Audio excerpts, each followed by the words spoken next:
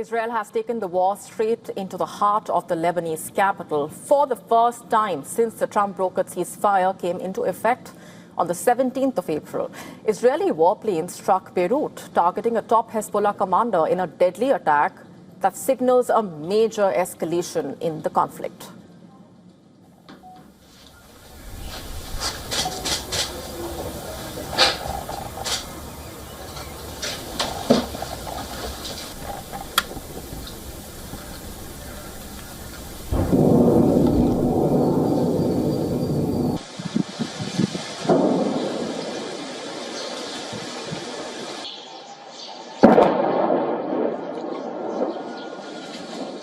Even as Israel intensifies its airstrikes, Hezbollah continues to fire drones at Israeli troops in southern Lebanon.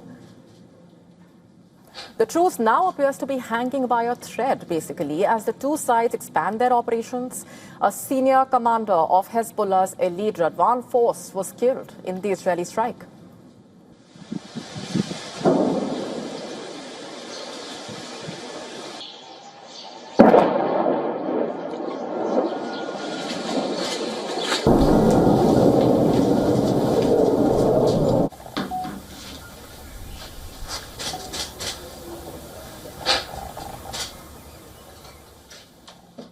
The Israeli Prime Minister and Defense Minister confirmed the operation in a joint statement. هيدي سنويتك عاق هيدي اللي بلزقها راسها الآن هيدي سنويتك عاق هيدي اللي بلزقها البناية فوق الاستهداف.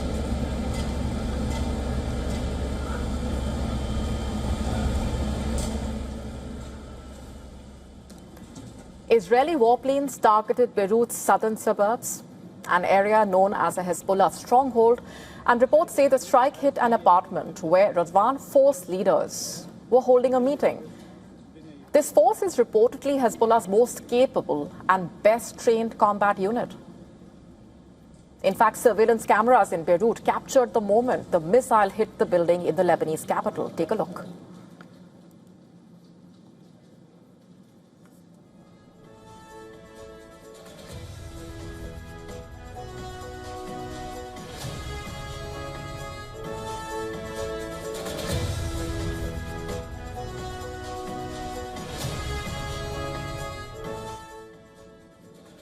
The Israeli military later released footage of the strike and identified the Hezbollah commander as Ahmad Balot.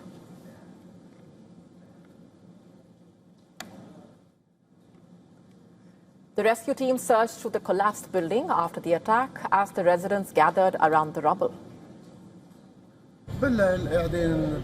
We were sitting peacefully at night. I had arrived home to check on my family. We heard the sound of missiles, the strike. It was terrifying. In an address, Netanyahu said, "No terrorist is immune," quote unquote. Yesterday evening, we eliminated the commander of Hezbollah's Radwan force in the heart of Beirut. This was the same senior terrorist who led the plan to conquer the north.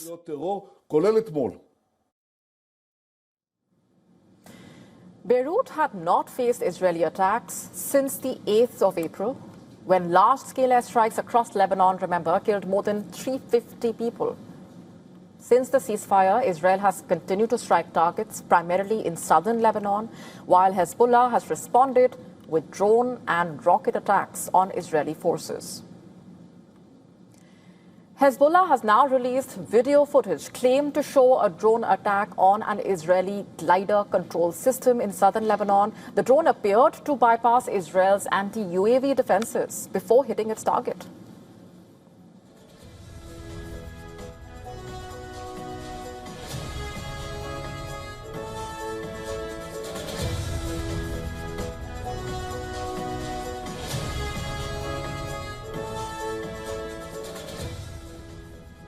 The Israeli military says an explosive drone also injured 4 soldiers in southern Lebanon, including one who suffered serious injuries. Israel also saying 17 soldiers and 2 civilians have been killed since fighting escalated. Lebanon's health ministry said Israeli attacks across southern and east Lebanon led to further fatalities. And in Lebanon's Saskayeh, 4 people were killed, 33 others injured after fresh Israeli strikes. Strikes were also reported on the town of Yatir. Smoke billowed across the sky as Israeli jets struck the southern villages of Deir Sirian and Kafat Ibnit. Warplanes could be seen flying overhead while explosions rocked the area.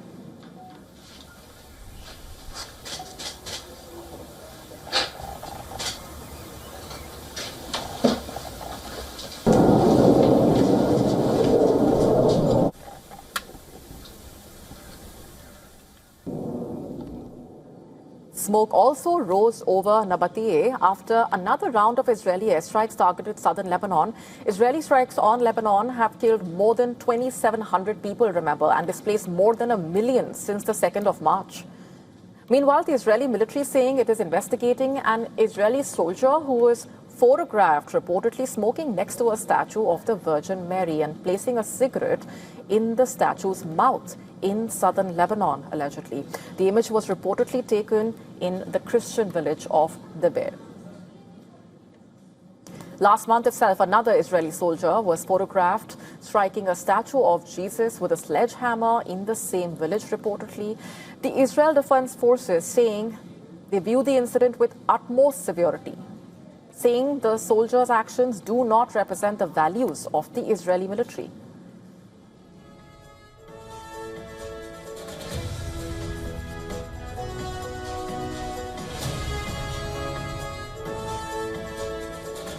One year ago today, India launched Operation Synindhur, a high-precision military response to the Pahalgam terror attack that killed 26 civilians.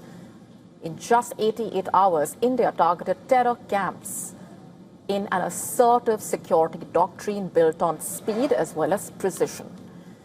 But a year on, according to the Indian government's latest assessment dossier accessed by WION, Pakistani terror groups like the Jaish-e-Mohammed and the Lashkar-e-Toiba are yet to recover from the Indian strikes. Take a look.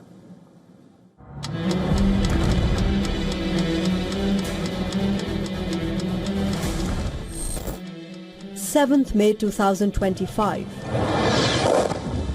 a date that redefined India's counter-terror strategy. In the early hours, India launched Operation Synindhur, a tri-service military campaign targeting terror infrastructure across Pakistan and Pakistan-occupied Kashmir. The operation was a direct response to the brutal and cowardly Pahalgam terror attack on the 22nd of April, which claimed the lives of 25 tourists and 1 local guide.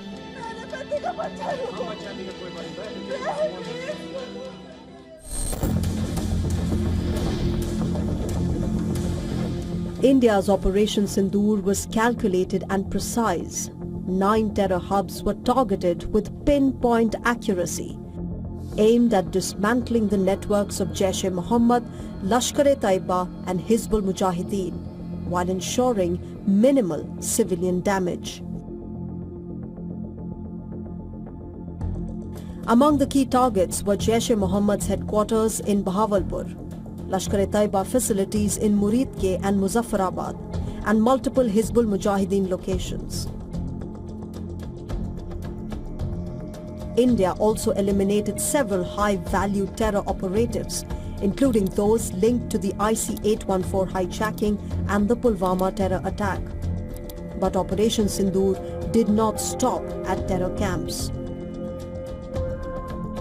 For the first time, India struck multiple Pakistani air bases and military installations, including Chaklala, Rafiki, Noor Khan and Rahim Yar Khan. The Indian forces had sent a loud message that terror and safe havens will no longer be tolerated.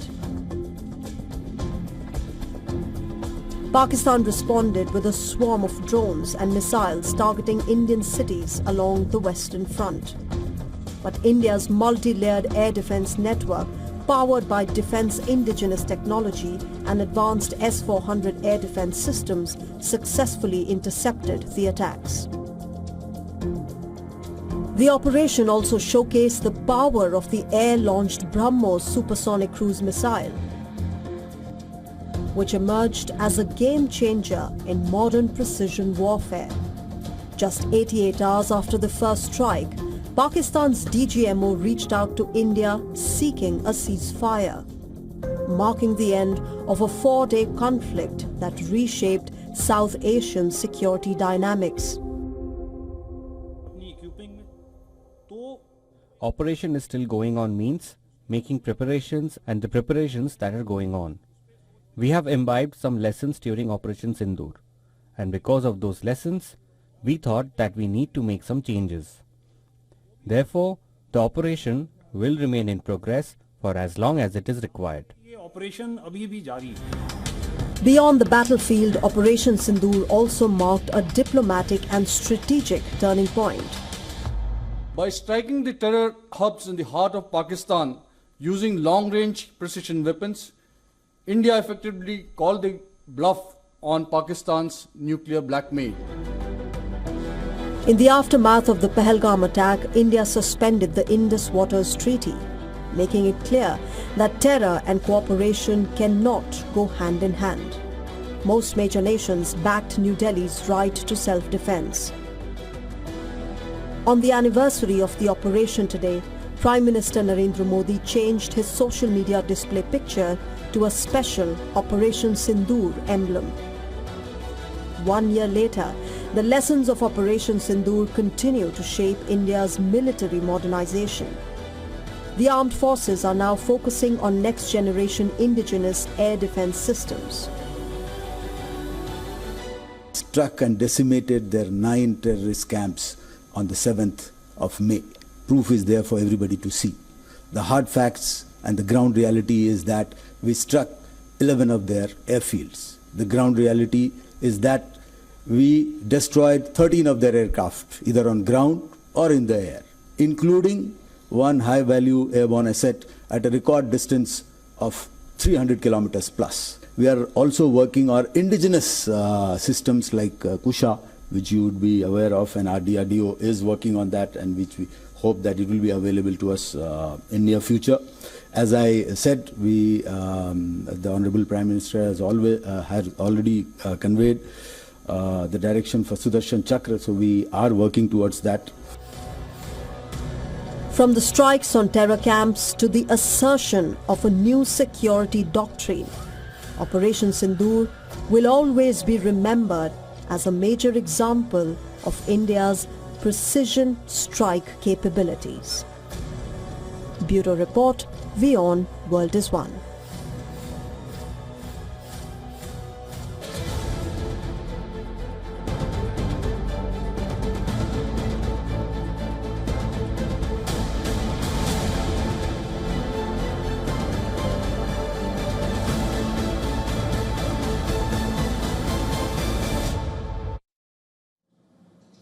As US President Donald Trump prepares for that high-stakes meeting with the Chinese President Xi Jinping later this month, the big question is, what exactly can Washington expect from Beijing?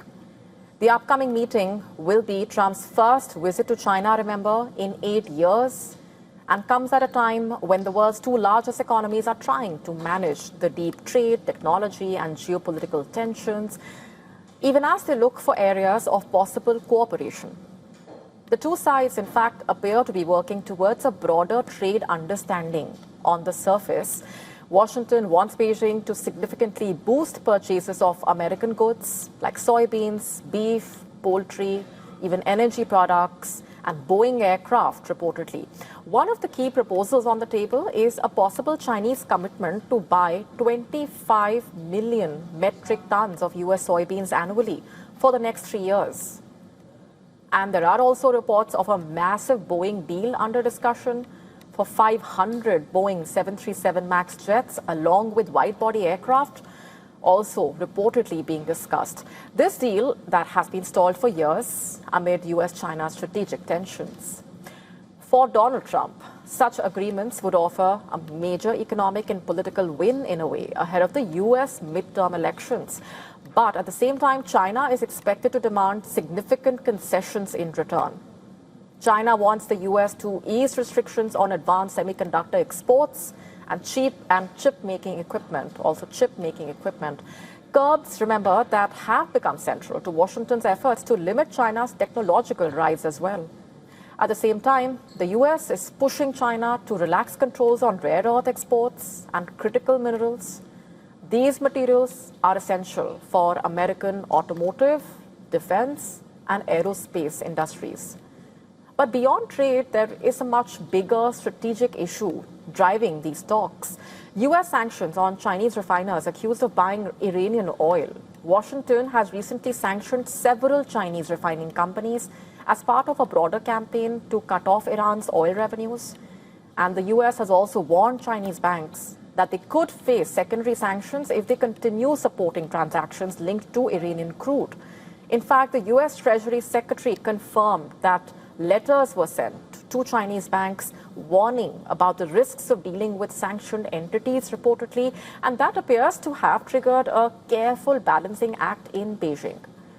China's Commerce Ministry publicly invoked its 2021 anti-sanctions law. It has notified Chinese companies to disregard certain US restrictions.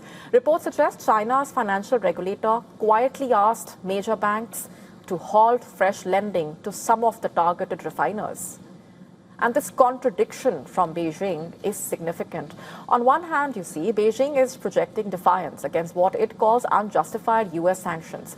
And on the other, it's clearly trying to protect its financial system and major companies from the threat of secondary sanctions that could disrupt their access to the global dollar-based economy. That's the bigger picture, and which is why many analysts believe the upcoming Trump-Xi talks may not just be about trade. For China, the priority could be to reduce pressure on its banks, refiners, technology sector, and for the United States, the aim is to secure economic concessions while maintaining strategic leverage over both China and Iran. So as Donald Trump heads to China, he is likely to find a Beijing that is willing to talk deals, but also one that is trying to navigate a growing sanctions battle with Washington, and that could make this one of the most important US-China meetings in years. To stay up to speed with the latest news, download the WION app and subscribe to our YouTube channel.